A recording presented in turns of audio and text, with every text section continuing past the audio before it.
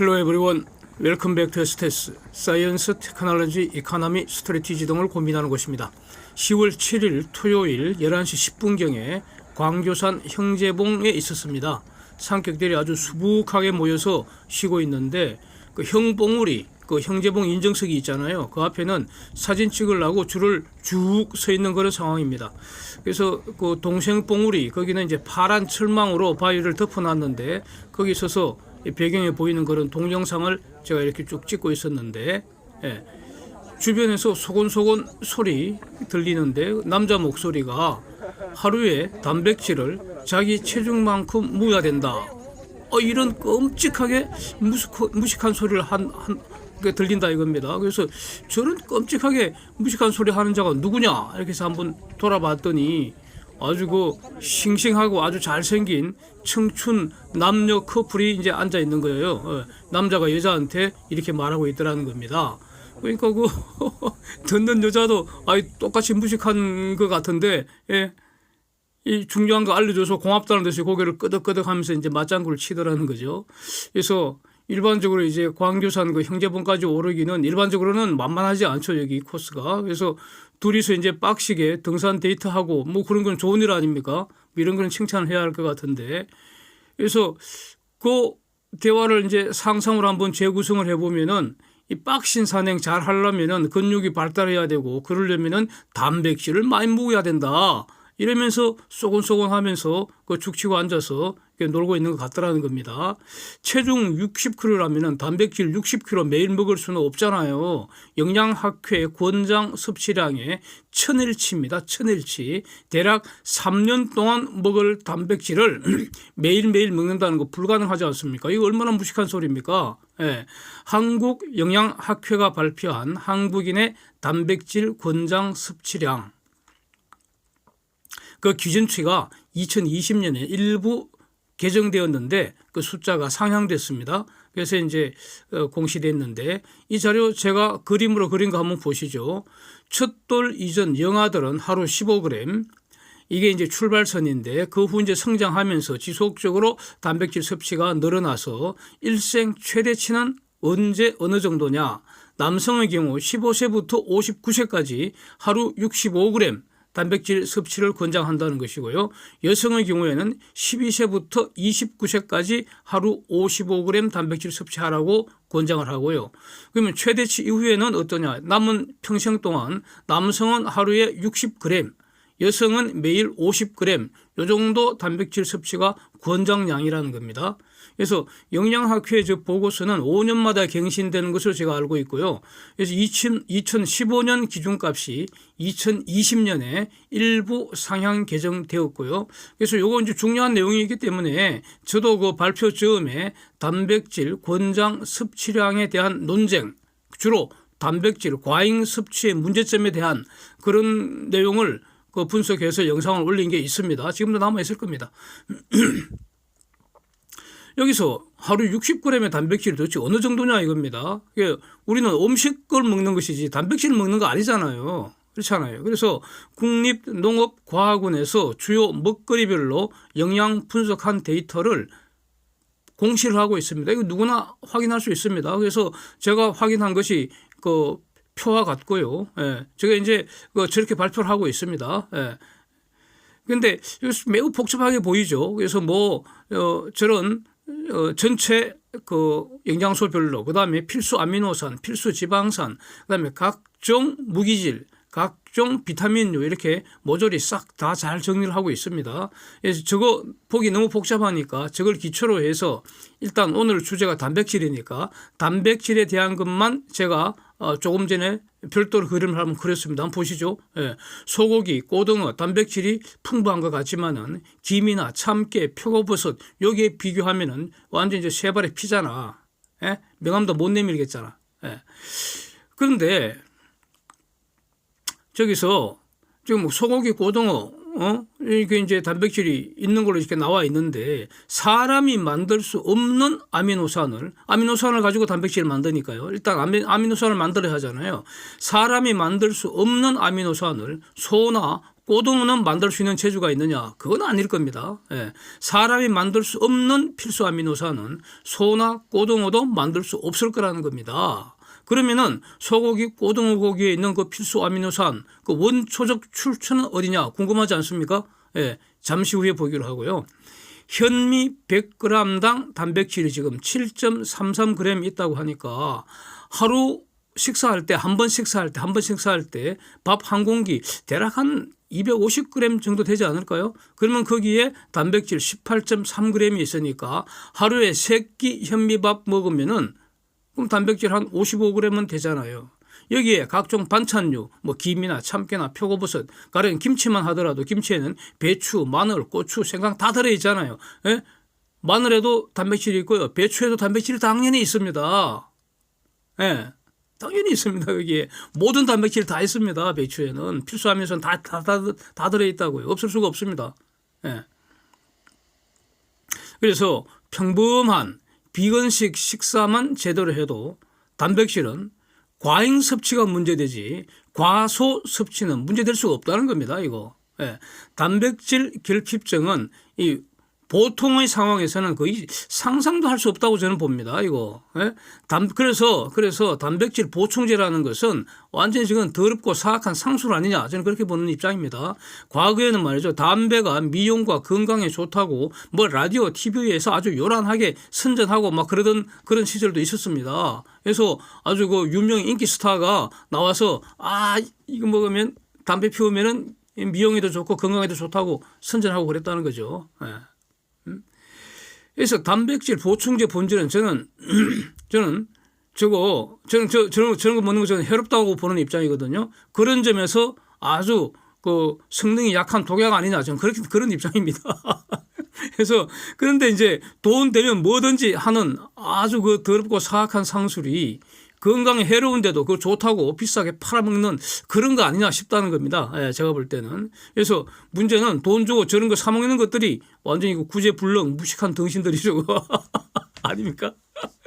단백질과 지방은 필요할 때 필요한 만큼 우리 몸이 알아서 만들어 사용하는 것이 원칙입니다. 원칙. 예, 이게 원칙입니다. 음식으로 먹은 단백질이 남는 경우 어떻게 되는가 요거 아는 것이 중요하다고 봅니다. 예, 이게 중요합니다. 남는 단백질 도대체 어떻게 됩니까? 신체에 말이죠. 남는 단백질 저장하는 기능 없습니다. 예, 부숴서 버려야 합니다. 예, 쓰레기 배출해야 된다 이런 겁니다. 그런데 이런 쓰레기 명품 소고기 먹고 그 남으면 그거 다 쓰레기라는 겁니다. 이런 쓰레기 배출하는데 신체 기능이 낭비된다 이겁니다. 즉 간, 특히 신장이 과부하 걸리죠. 예, 그래서 안 해도 될 일을 하게 된다는 겁니다. 이거 얼마나 멍청한 짓입니까 이거. 예.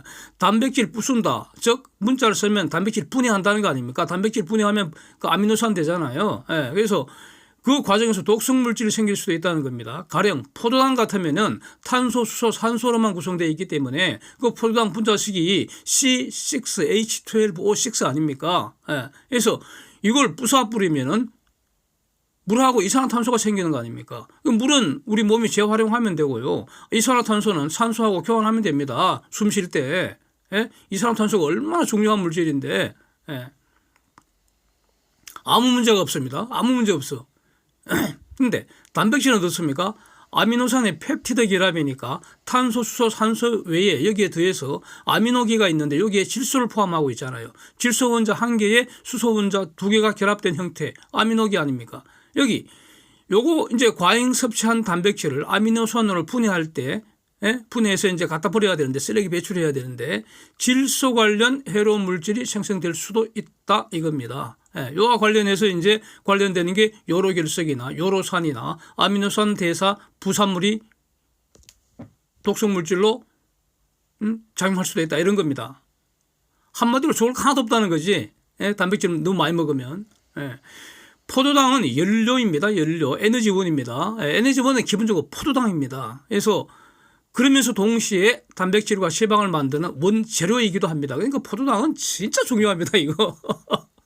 그래서 그러기 때문에 단백질은 중요한 거 아닙니다. 부족하면 만들면 된다고요. 지방도 마찬가지고.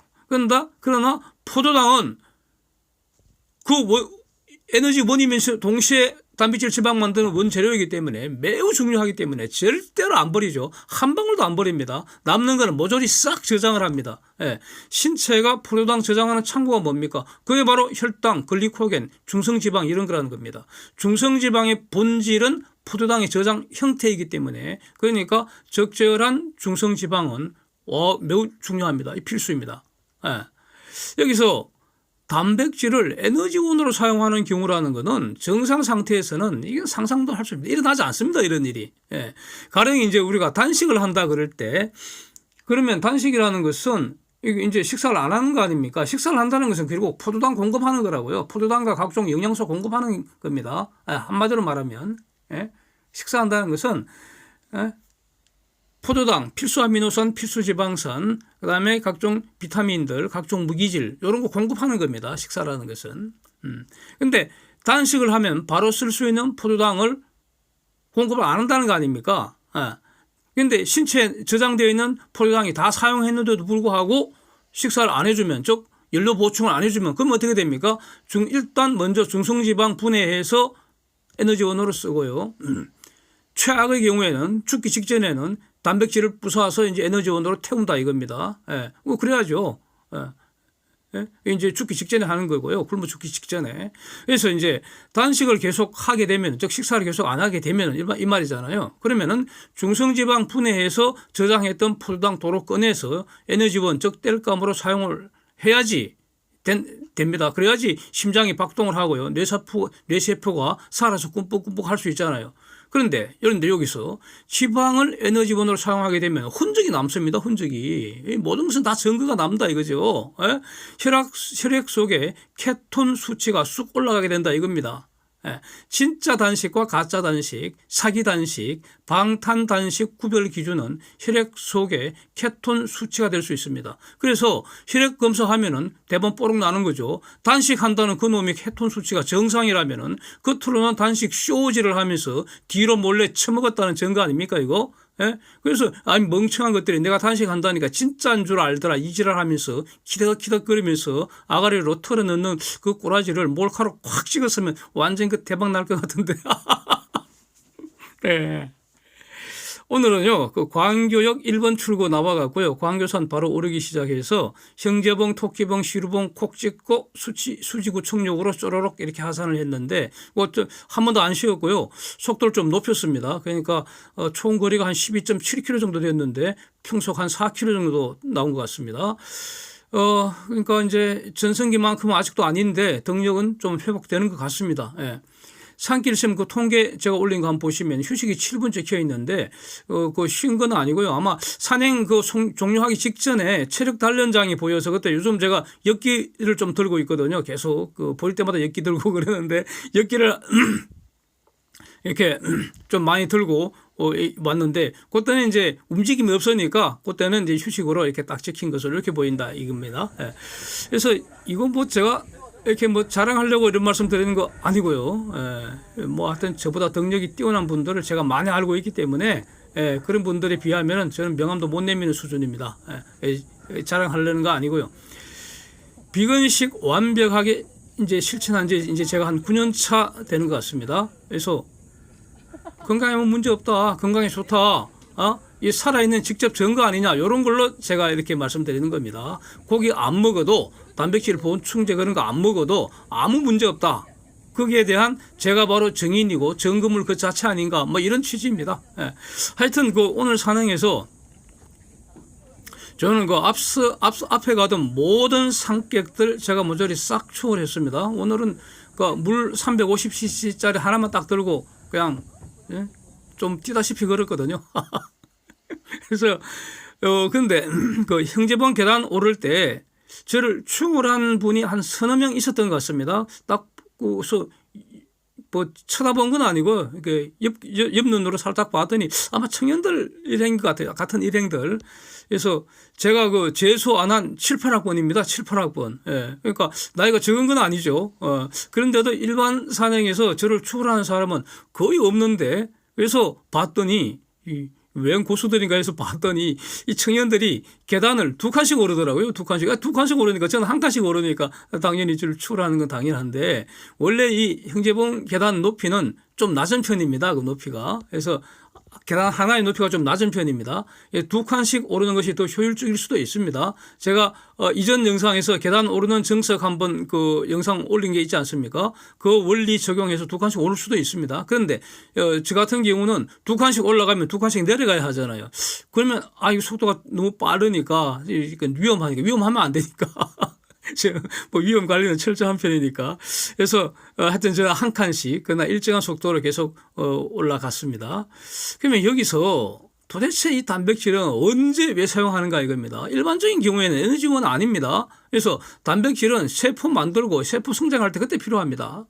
세포는 인간의 수명과는 독립적으로 자체적인 수명을 가지고 있죠. 이것을 세포 수명 주기라고 하지 않습니까? 세포는 일정 기간 동안만 존재하고 그 다음에 죽고요. 새로운 세포로 대체된다는 겁니다.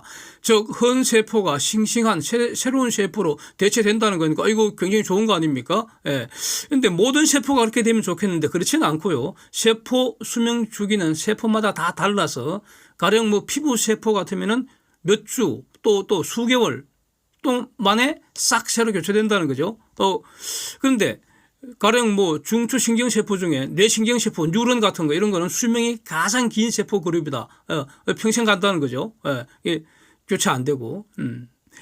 심장세포 중에서 가령 뭐 심장 내피세포나 혈구세포 이런 거는 상대적으로 수명 주기가 짧아서 주기적으로 새로운 세포로 이제 바뀐다는 건데 가장 중요한 게 심장 근육세포 아닙니까? 이 심근세포. 요거는 거의 잘 교체가 안 된다는 겁니다. 그러니까 노화하거나 손실이 생겨도 병 난다는 거죠. 병 나서 손실이 생겨도 새로운 세포 생성되지 않는 경우가 많다. 뭐 이렇게 얘기를 이렇게 알고 있습니다. 그러니까 심근세포는 탈나기 전에 즉 병 들기 전에 잘 관리해야 한다. 그것을 관리하는 핵심적인 수단 우리가 할 수 있는 걸 해야 되니까 주기적으로 운동하는 것이 최고라고 봅니다. 다른 거는 뭐 없지 않은가 싶습니다. 저는.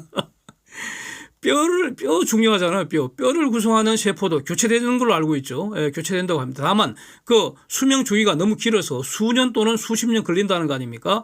뼈 대사 과정을 통해서 뼈가 만들어지고 유지되고 또 교체되고 이렇다는 것인데 그렇게 다 알고 있죠, 우리. 근데 그러니까 이 과정이 모든 뼈가 그렇다는 게 아니고 뼈 내부에 어떤 그 미세하게 손상이 있거나 그 손상됐을 때 그거 수리해주고 그러니까 노화됐을 때 뼈 손실을 일부 대체를 해주고 또 뼈 조직을 강화하고 이런 용도로 이제 뼈도 새로 생긴다는 거죠. 뼈가 새로 생긴다는 건데 이빨도 새로 생기면 참 좋겠는데 그것도 그렇게 안 되잖아요. 그러니까 모든 뼈가 그렇다는 거 아니고 그래서 모든 뼈가 전체적으로 완전히 교체된다 그런 건 아니라는 거죠. 그래서 좀 아쉽다는 겁니다. 그래서 여기서 이제 교체할 세포를 만들 때 세포의 재료가 되는 게 뭔가? 그게 바로 세포의 구성 물질이 단백질과 지방 아닙니까? 이때 필요하다는 거죠. 그리고 또 단백질과 지방이 있어서는 안 되고 단백질과 지방을 갖고 이제 세포를 만들고 세포를 키워 나갈 때 추가로 각종 무기질과 각종 비타민들이 이제 필요하게 된다. 이런 겁니다. 무기질, 비타민. 필요하다는 거 아닙니까? 우리는 단백질, 지방을 먹는 게 아닙니다. 음식물을 먹잖아요. 음식물. 가령 소고기, 고등어, 우유, 계란 등을 음식으로 먹는다면은 소, 고등어, 생선, 닭 등이 살았을 때 합성해 놓은 단백질과 지방을 비롯해 갖고 각종 무기물질, 비타민 등을 동시에 이제 싹 섭취하는 거죠. 걔네들이 모아 놓은 거 다 섭취하는 거죠. 동시에 문제는 얘들이 살아있을 동안에 누적되어 있는 그 해로운 물질들도 같이 섭취한다는 거 아닙니까? 이게 이제 그 문제점이죠. 또, 이들의 세포를 구성하는 그 단백질, 지금 단백질의 포인트를 맞추고 있으니까 거기에는 대략 단백질은 한 20종류의 아미노산으로 구성되어 있다는 거죠. 그 중에 필수 아미노산 9종이 있고요. 필수가 아닌 게 한 11종이 있다는 거 아닙니까? 그 아미노산을. 그 구체적인 목록은 이 표와 같다는 겁니다. 아미노산 전체 종류는 뭐 한 수백 가지 되는 걸로 알고 있는데 지금 그러니까 인간의 단백질 구성하는 거 아미노산 20종류라는 거죠. 그 중에서 필수 아미노산이라는 것은 인간이 못 만드는 겁니다. 그래서 필수라는 건 먹어야 한다는 거죠. 먹어야 한다. 그런 뜻입니다. 간단합니다. 어려운 거 하나도 없고요. 그래서 이 고기를 공급하는 동물들도 필수 아미노산 9종류는 못 만든다 이겁니다. 걔네들도. 인간이 할 수 없는 거를 동물들도 할 수 있는 게 아니라는 거죠. 동물들만이 별도로 만드는 그런 어떤 독특한 단백질이 있느냐, 그건 변론이고요. 하여튼, 그래서, 결국 소나 고등어나 닭이나, 이런 것들도 자기들이 단백질을 만들어내기 위해서는, 고기를 만들어내기 위해서는 필수 아미노산은 음식으로 먹었을 것이다. 이겁니다. 결국, 그러니까 식물이 합성해 놓은 것을 음식으로 섭취했을 수밖에 없다. 이겁니다. 즉, 모든 아미노산은 원시적으로 최초의 식물이 합성한 것을 동물이 음식으로 섭취해서 그 동물 내에 단백질로 합성되어 보존되는 것이다. 이런 거죠. 이렇게 추론하는 것이 맞지 않습니까? 근데 이제 그 동물이 죽으면은 그 고기가 썩어서 분해되어 버리죠. 그러면 이제 자연으로 다 돌아가는 흩어져 버리는데, 죽은 다음에 썩기 전에는 여전히 보존되어 있는 거 아닙니까? 그래서 죽은 다음에 죽은 그 동물의 사체를 썩기 전에 사람이건 다른 동물이 먹어버리면은, 그러면 그 먹은 생명체 소화 과정에서 그 단백질이 고기가 아미노산으로 분해됐다가 다시 단백질 합성 물질로 계속 존재하게 되는 거죠. 이런 거 아닙니까? 이게 그 생명순환 아닙니까? 결국 단백질과 지방은 본질은 음식으로 먹을 게 아니라 생체가 합성하는 게 이게 본질인 것 같고요. 합성하는 원재료는 포도당이라는 거죠. 포도당. 그러니까 포도당으로 합성할 때 각종 무기질과 이제 비타민도 필요하게 된다는 것이고요.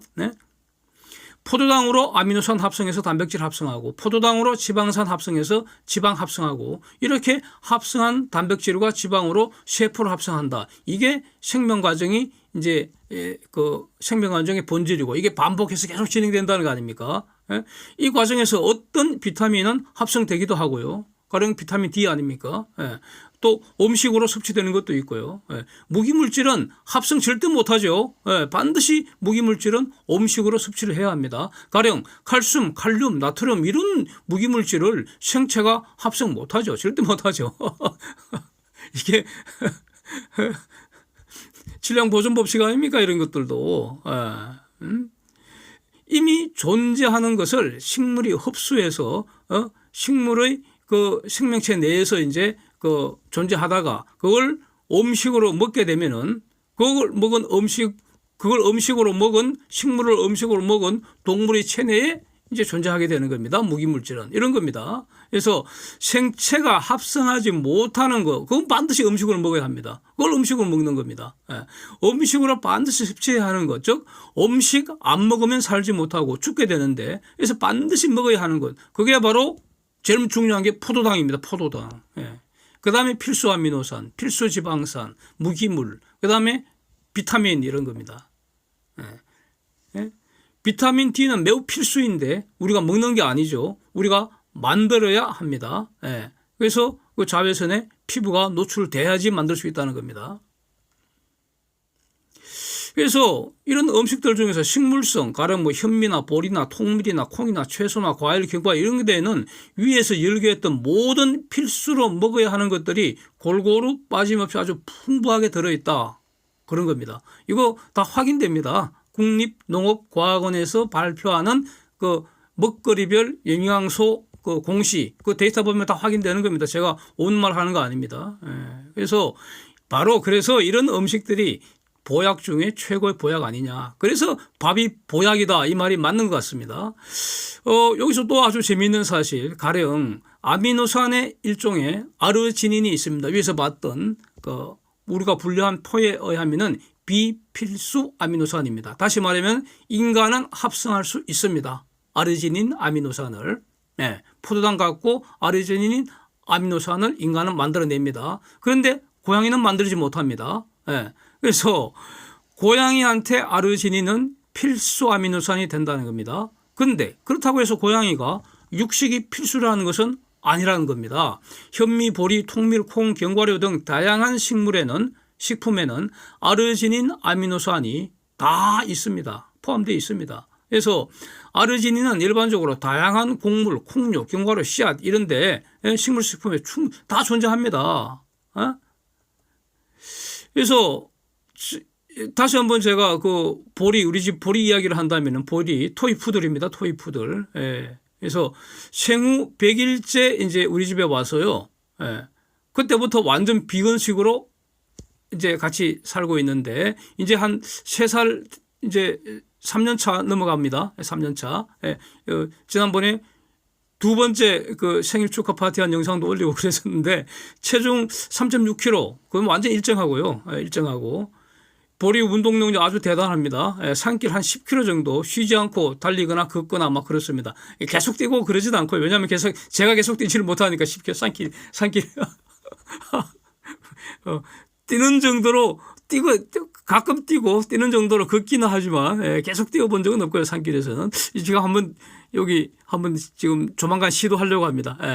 그래서 제가 안 쉬니까 보리도 못 쉬는 건지 하여튼 이 말은 말이죠.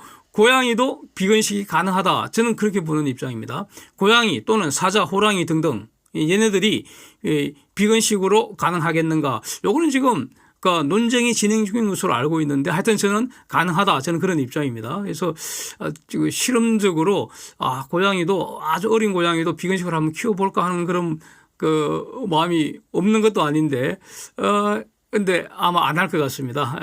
아주 좀 힘들더라고요. 보리로 충분한 것 같습니다. 그래서 육식을 한다고 해서 영양분이 더 풍부한 것도 아니고요. 절대 아닙니다. 절대 아닙니다. 식물에 없는 영양소가 육식에 있는 거 절대 아닙니다. 그러나 육식에 없는 영양소는 식물에 있습니다. 이게 정석입니다. 그래서 모든 영양소는 식물이 최초로 합성하는 것이다. 이렇게 정리하는 게 맞을 것 같습니다. 저는 이렇게 정리합니다.